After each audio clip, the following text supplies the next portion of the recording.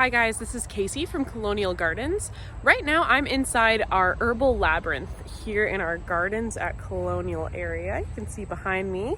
This space functions as a couple things, but it's actually a certified Monarch Waystation, which means that we have planted a variety of plants and made sure that there are resources available for monarch butterflies throughout their entire life cycle. And right now behind me, we just have a stunning collection of beautiful native plants that I wanted to highlight because they're just in this beautiful mass border effect behind me, and they're some of my favorite native plants. So I wanted to show you how they look once they've had a couple years to establish. So right behind me we have hardy hibiscus, also known as swamp rose mallow. We have Joe-Pye weed, which is these big cloud bursts over here. And then this with the purple flowers is ironweed. So these are all Pennsylvania native plants. This is a cultivated variety of the swamp rose mallow. If you're familiar with tropical hibiscus, you're in luck. We've got a beautiful native version of hibiscus that comes back every year here in Pennsylvania. And it grows to be about 5 feet tall and 5 feet wide. It creates these colonies of large stems. It comes out a little bit late in the season. If you don't see it come up in April and start to show any life, it's okay. It normally comes up in late May, and it starts to flower here in late July, early June. Right behind it is Joe-Pye weed, and just take a look at these huge puffs of blooms. And if you look very closely, there are dozens of bees on these blooms behind me. That includes some honeybees, but I can see probably 3 or 4 different species of native bees as well. So these clusters of flowers are hugely attractive to pollinators. There was just a swallowtail butterfly on there.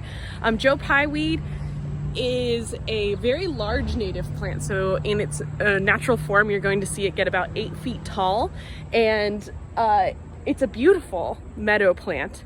For a lot of gardens, it can be a little bit too big in its normal form. Like I said, this is really great for like a mass planting on the border of your yard. Along the back, you'll get these beautiful big masses of flowers. Just don't expect to be able to fit this in a tiny front garden bed.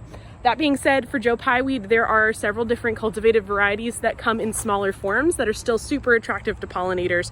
So varieties like Little Pie only get to be about 2 to 3 feet tall, and you still get these big masses of flowers.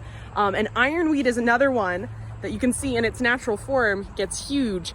What happens with a lot of these meadow plants in their natural settings is they're competing with a lot of other native wildflowers.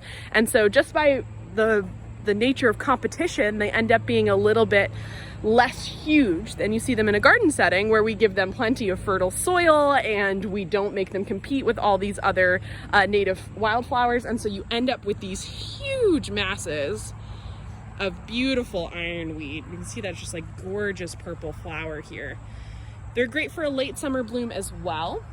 And there are also some cultivated varieties that tend to be a little bit smaller. But again, if you were just trying to plant the back of your yard or side along a fence and you just wanted something that is going to be very low maintenance, we basically do nothing for these plants year after year.